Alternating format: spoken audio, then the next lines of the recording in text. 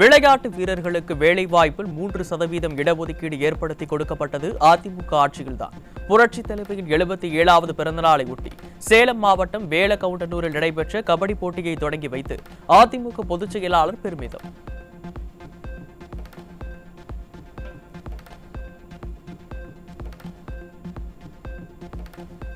திராவிட model ஆட்சியில் 4 ஆண்டுகளில் 6597 படுகொலைகள் அரங்கேறியுள்ளதால் மக்கள் அதிர்ச்சி.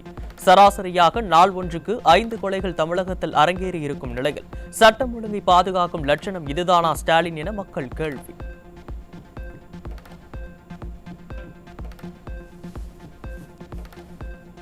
கந்துவட்டியை விட மிக மோசமான நிலையில் கடப்பாறையுடன் கடும் கெடுபிடி காட்டி வரி வசூலில் ஈடுபடும் கடலூர் மாநகராட்சி ஊழியர்கள்.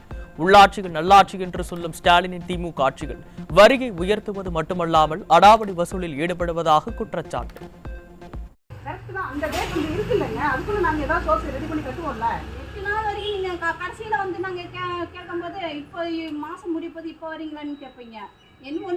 இன்னும் முடியல மேம், முடிஞ்சதுக்கு அப்புறம் கேளுங்க.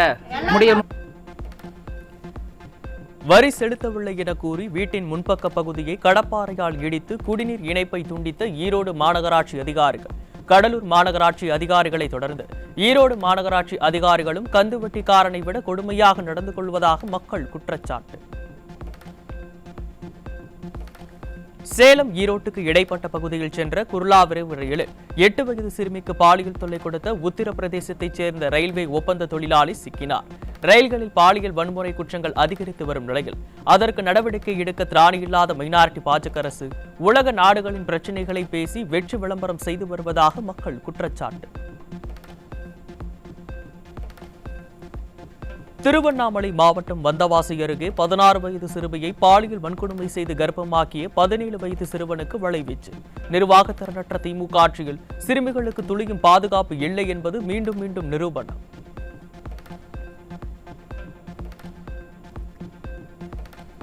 திருவண்ணாமலை மாவட்டம் செங்கத்தில் 8 வயது சிறுவனுக்கு பாலியல் தொல்லை அளித்த சமையல் மாஸ்டர் போக்சோவில் பிடிபட்டார். திராவிட மாடல் ஆட்சியில் சிறுவர்களுக்கு கூட பாதுகாப்பு இல்லா நிலை தொடர்கதையாகி வரும் நிலையில் அப்பா ஸ்டாலின் கவனமாக இருப்பது ஏன் என மக்கள் கேள்வி. சென்னை புதுவண்ணாரப்பேட்டையில் திருமணம் செய்வதாக ஆசை வார்த்தை கூறி இளம்பெண்ணை பாலியல் வன்கொடுமை செய்தவர் சிக்கினார். நிர்வாகத்திறனற்ற திமுக ஆட்சியில் எந்த தவறு செய்தாலும் எளிதில் தப்பித்துக் கொள்ளலாம் என்று நினைப்பதால் இதுபோன்ற அவலம் தொடர்வதாக மக்கள் குற்றச்சாட்டு. திருச்சி மத்திய சிறையில் விக்னேஷ் என்ற கைதியிடமிருந்து கஞ்சா சிக்கியது. சிறைச்சாலைக்குள் காவல்துறையினரின் உதவியின்றி கஞ்சா செல்ல வாய்ப்பில்லை என்றும் காவல்துறை சீரழிய நிர்வாகத்திறனற்ற திராவிட மாடல் முதல்வரே காரணம் எனவும் மக்கள் குற்றச்சாட்டு. கோயிலுக்கு பெயர் போன காஞ்சிபுரத்தில் கஞ்சா விற்பனையில் ஈடுபட்ட பிரபல ரவுடிகள் சிக்கினர். ரவுடிகள் கூட ஈடுபடும் அளவிற்கு பணம் கொளிக்கும் தொழிலாக கஞ்சா விற்பனை மாறியதாக மக்கள் குற்றச்சாட்டு.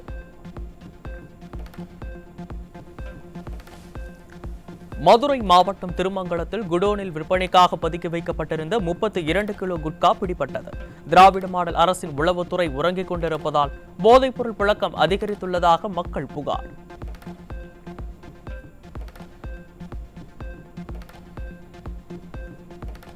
காஞ்சிபுரம் மாவட்டம் ஓரிக்கையில் 1 கிலோ 300 கிராம் எடை கொண்ட கஞ்சாவுடன் 2 சிக்கினர். ஓட்டுநர்கள் கூலி தொழிலாளிகளை குறிவைத்து விற்பனை செய்தது அம்பலம்.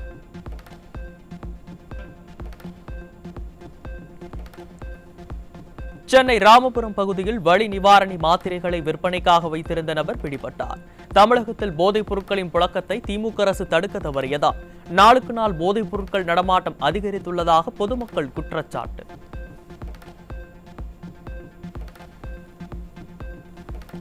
திருவள்ளூர் மாவட்டம் கும்மிடிப்பூண்டி அருகே ஆந்திராவில் இருந்து காரில் கடத்தி வரப்பட்ட 40 கிலோ குட்கா பொருட்கள் சிக்கியது. ஸ்டாலின் கட்டுப்பாட்டில் உள்ள காவல்துறை மீது சிறிதும் பலனின்றி போதைப் பொருட்கள் கடத்தப்படுவதாக மக்கள் குற்றச்சாட்டு.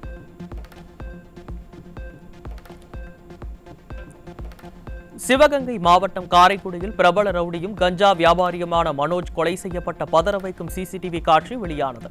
அமைதி பூங்காவாக இருந்த தமிழ்நாடு நிர்வாகத்திறனற்ற திமுக ஆட்சிகள் அமளி பூங்காவாக மாறியிருப்பதாக மக்கள் குற்றச்சாட்டு.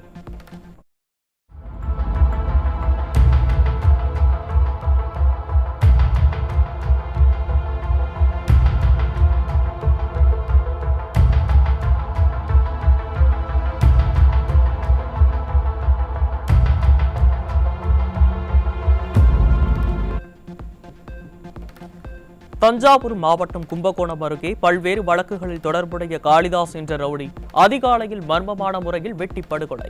ஜாமீனில் வெளியே வந்த ரவுடியை கூட முறையாக கண்காணிக்க திராணி இல்லாமல் திராவிட மாடல் திமுக அரசின் ஏவல் துறை திறனற்று இருப்பதாக மக்கள் குற்றச்சாட்டு.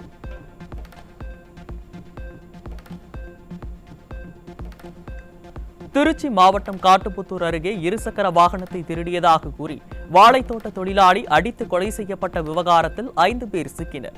ஸ்டாலின் ஆட்சியில் திருட்டும் கொலையும் தினந்தோறும் அதிகரிப்பதாக பொதுமக்கள் குற்றச்சாட்டு.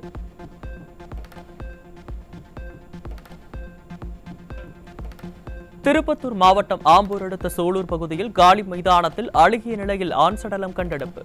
இறந்தவர் யார்? யாராவது கொலை செய்து மைதானத்தில் உடலை வீசி சென்றார்களா என பொதுமக்கள் கேள்வி.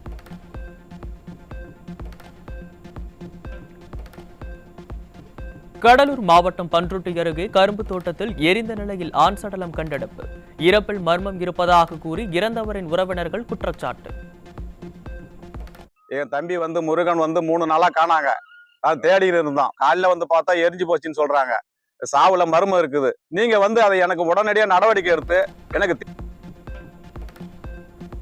மதுரை மகப்பூபாளையம் பகுதியில் குப்பை தொட்டி அருகே பெண் சிசுவின் சடலம் கண்டெடுக்கப்பட்டதால் பரபரப்பு. புரட்சி தலைவி ஜெயலலிதா கொண்டு வந்த தொட்டில் குழந்தை திட்டம் செயல்படுத்தப்பட்டிருந்தால் இதுபோன்ற அவலங்கள் நடந்திருக்காது என மக்கள் புலம்பல். திருப்பத்தூர் மாவட்டம் ஆம்பூர் அருகே பாலாற்றில் கழிவுநீர் கலந்து வெள்ளை நிறத்தில் நுரையுடன் நீர் செல்வதால் விவசாயிகள் வேதனை. கும்பகர்ண தூக்கத்தில் இருக்கும் மாவட்ட நிர்வாகம் இதுகுறித்து உரிய நடவடிக்கை எடுக்க வேண்டும் என மக்கள் வலியுறுத்தல்.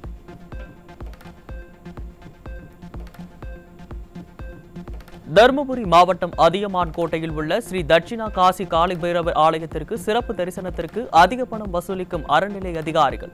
திராவிட மாடல் ஆட்சியில் அமைச்சர் சேகர்பாபு ஆழ்ந்த தியானத்தில் இருப்பதால் கோயில்களில் அறநிலையத்துறை அதிகாரிகள் வசூல் வேட்டையில் ஈடுபடுவதாக மக்கள் குற்றச்சாட்டு. எவ்வளவு கொடுத்தீங்க? 1000 ரூபாய்.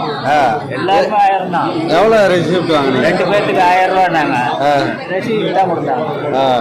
ஒரு மஞ்சள் பை பண்ணி கொடுப்பாங்க. எவ்வளவு ரெசிப்ட் வாங்கிருக்கீங்க? 1000 ரூபாய்.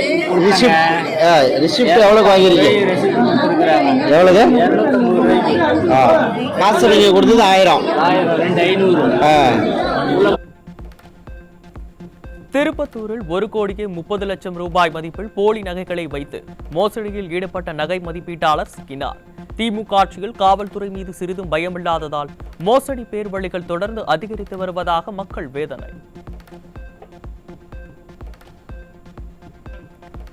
சென்னையில் செயலற்ற நீரூற்றுகள், மேம்பாலம் சுவர்களில் கருகிய செடிகளை அழகுபடுத்த மீண்டும் 65 கோடி ரூபாய் ஒதுக்கீடு. கடந்த ஆண்டு ஒதுக்கப்பட்ட பல கோடி ரூபாயில் முறையாக பராமரிக்க தவறிவிட்டு தற்போது நிதி ஒதுக்கி மக்கள் வரிப்பணத்தை மாநகராட்சி வீணடிப்பதாக மக்கள் குற்றச்சாட்டு. கள்ளக்குறிச்சி மாவட்டம் சின்னசேலம் அருகே பாக்கம்பாடி வனப்பகுதியில் வனக்காப்பாளர் மீது துப்பாக்கிச்சூடு நடத்தப்பட்டதால் பரபரப்பு. வனப்பகுதியில் வேட்டையாட சென்ற இருவர் துப்பாக்கிச்சூடு நடத்தியதாக தகவல் வெளியான நிலையில் சாமானிய மக்களுக்கு துப்பாக்கி எப்படி கிடைக்கிறது என மக்கள் கேள்வி.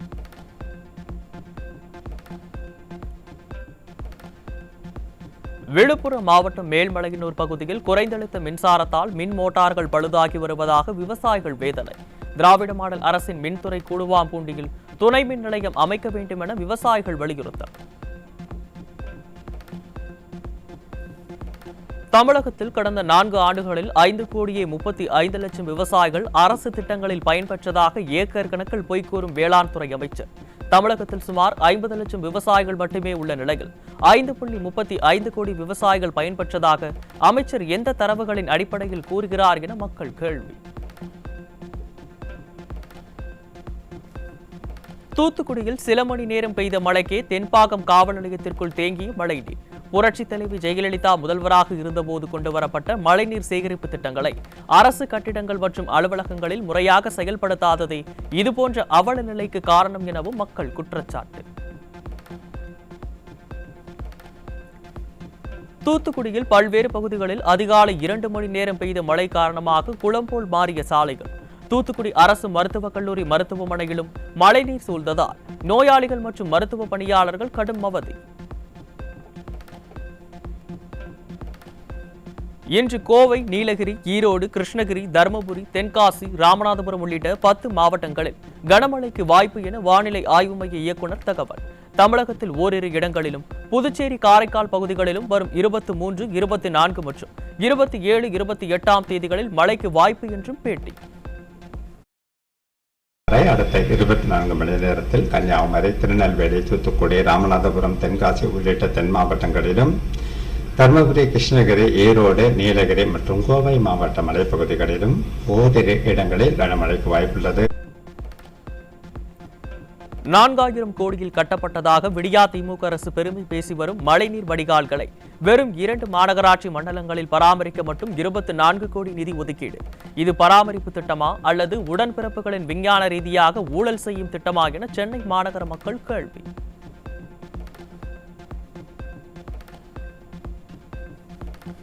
நெல்லையில் மாநகராட்சி சார்பில் விநியோகம் செய்யப்பட்ட குடிநீரில் பாம்பு வந்ததால் பொதுமக்கள் அதிர்ச்சி. நிர்வாக திறனற்ற திராவிட மாடல் ஆட்சிகள் குடிநீரை கூட முறையாக சுத்திகரித்து அனுப்ப முடியாதா என மக்கள் கேள்வி.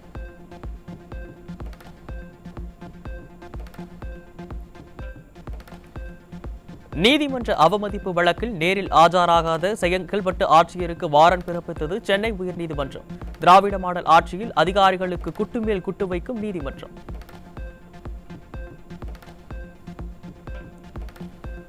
டெல்லி உயர்நீதிமன்ற நீதிபதியாக செயல்பட்டு வந்த யஷ்வந்த் வர்மாவின் வீட்டில் கோடிக்கணக்கில் பணம் பிடிப்பட்ட நிலையில் அவரை அலகாபாத் உயர்நீதிமன்றத்திற்கு இடமாற்றம் செய்ய கொலீஜியம் பரிந்துரை. நீதிபதி யஷ்வந்த் வர்மாவை அலகாபாத் உயர்நீதிமன்றத்திற்கு மாற்ற பரிந்துரைத்த நிலையில் தங்கள் நீதிமன்றம் என்ன குப்பை தொட்டியா என அலகாபாத் வழக்கறிஞர்கள் சங்கம் கடும் கண்டனம். இயக்குனர் லோகேஷ் கனகராஜ் அடுத்து இயக்க உள்ள 3 படங்களில் ஒரு படத்தில் ராம் சரண் இணைய உள்ளதாக தகவல். லோகேஷ் கனகராஜின் LCUவில் ராம் சரண் இணைவாரா என ரசிகர்கள் எதிர்பார்ப்பு.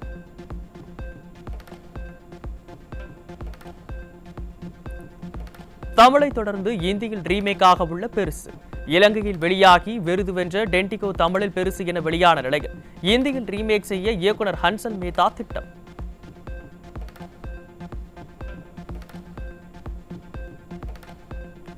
இந்தோனேசியாவில் கப்பலில் போதைப்பொருள் கடத்தல் வழக்கில் 3 தமிழர்கள் மரண தண்டனையை எதிர்கொள்ள உள்ளதால் அவர்களது உறவினர்கள் கவலை. ஏப்ரல் 14ஆம் தேதி வழங்கப்படும் என எதிர்பார்ப்பு.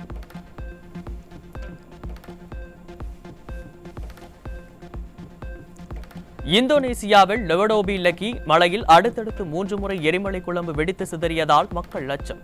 எரிமலை வெடிப்பையொட்டி ஆஸ்திரேலியாவில் இருந்து இந்தோனேசியா பாலத்தீவுக்கு இயக்கப்படும் விமான சேவை ரத்து.